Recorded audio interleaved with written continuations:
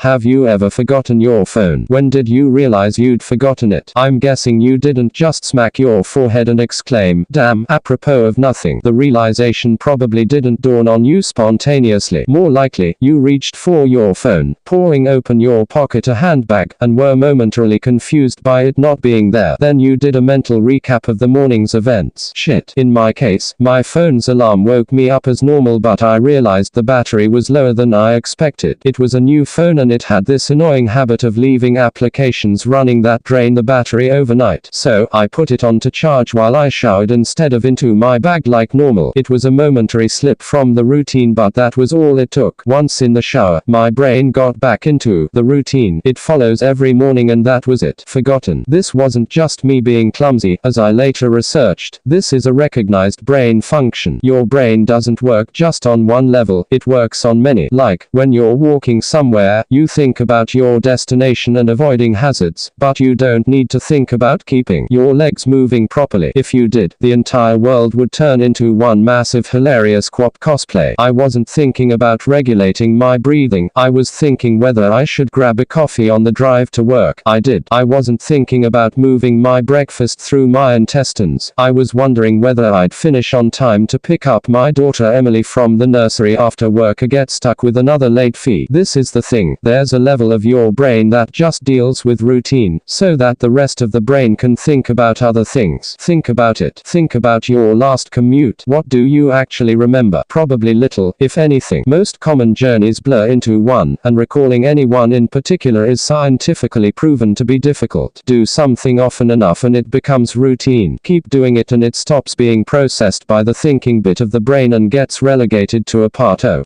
the brain dedicated to dealing with routine. Your brain keeps doing it, without you thinking about it. Soon, you think about your route to work as much as you do keeping your legs moving when you walk. Most people call it autopilot, but there's danger there. If you have a break in your routine, your ability to remember and account for the break is only as good as your ability to stop your brain going into routine mode. My ability to remember my phone being on the counter is only as reliable as my ability to stop my brain entering morning routine mode, which would dictate that my phone is actually in my bag. But I didn't stop my brain entering routine mode. I got in the shower as normal. Routine started. Exception forgotten. Autopilot engaged. My brain was back in the routine. I showered. I shaved. The radio forecasted amazing weather. I gave Emily her breakfast and loaded her into the car. She was so adorable that morning. She complained about the bad sun in the morning blinding her, saying it stopped her having a little sleep on the way to nursery, and left. That was the routine. It didn't matter that my phone was on the counter, charging silently. My brain was in the routine, and in the routine my phone was in my bag. This is why I forgot my phone. Not clumsiness, not negligence, nothing more. My brain entering routine mode and overwriting the exception. Autopilot engaged. I left for work. It's a swelteringly hot day already. The bad sun had been burning since before my traitorously absent phone woke me. The steering wheel was burning hot to the touch when I sat down. I think I heard Emily shift over behind my driver's seat to get out of the glare. But I got to work, submitted the report, attended the morning meeting. It's not until I took a quick coffee break and reached for my phone that the illusion shattered. I did a mental restep. I remembered the dying battery. I remembered putting it on to charge. I remembered leaving it there. My phone was on the counter. Autopilot disengaged. Again, there lies the danger. Until you have that moment, the moment you reach for your phone and shatter the illusion, that part of the brain is still in routine mode. It has no reason to question the facts of the routine. That's why it's a routine. The act of repetition. It's not as if anyone could say, "Why didn't you remember your phone? Didn't it occur to you? How could you forget? You must be negligent." This is to miss the point. My brain was telling me the routine was completed as normal, despite the fact that it wasn't. It wasn't that I forgot my phone. According to my brain, according to the routine, my phone was in my bag. Why would I think to question it? Why would I check? Why would I suddenly remember, out of nowhere, that my phone was on the counter? My brain was wired into the routine, and the routine was that my phone was in my bag. The day continued to bake. The morning haze gave way to the relentless fever heat of the afternoon. Tarmac bubbled. The direct beams of heat threatened to crack the pavement. People swapped coffees for iced smoothies. Jackets discarded, sleeves rolled up, ties loosened, brows mopped. The park slowly filled with sunbathers and BBQs. Window frames threatened to warp. The thermometer continued to swell. Thank fuck the offices were air conditioned. But, as ever, the furnace of the day gave way to a cooler evening. Another day, another dollar. Still cursing myself for forgetting my phone, I drove home. The day's heat had baked the inside of the car, releasing a horrible smell from somewhere. When I arrived on the driveway, the stones crunching comfortingly under my tires, my wife greeted me at the door. "Where's Emily?" Fuck, as if the phone wasn't bad enough. After everything, I'd left Emily at the fucking nursery after all. I immediately sped back to the nursery. I got to the door and started practicing my excuses, wondering vainly if I could charm my way out of a late fee. I saw a piece of paper stuck to the door. "Due to vandalism overnight, please use side door. Today only." Overnight? What? The door was fine this morning. I froze. My knees shook. Vandals. A change in the routine. My phone was on the counter. I hadn't been here this morning. My phone was on the counter. I'd driven past because I was drinking my coffee. I'd not dropped off Emily. My phone was on the counter. She'd moved her seat. I hadn't seen her in the mirror. My phone was on the counter. She'd fallen asleep out of the bad sun. She didn't speak when I drove past her nursery. My phone was on the counter. She'd changed the routine. My phone was on the counter. She'd changed the routine and I'd forgotten to drop her off. My phone was on the counter. 9 hours. That car. That baking sun. No air. No water. No power. No help. That heat. A steering wheel too hot to touch. That smell. I walked to the car door. Numb. Shock. I opened the door. My phone was on the counter and my daughter was dead. Autopilot disengaged.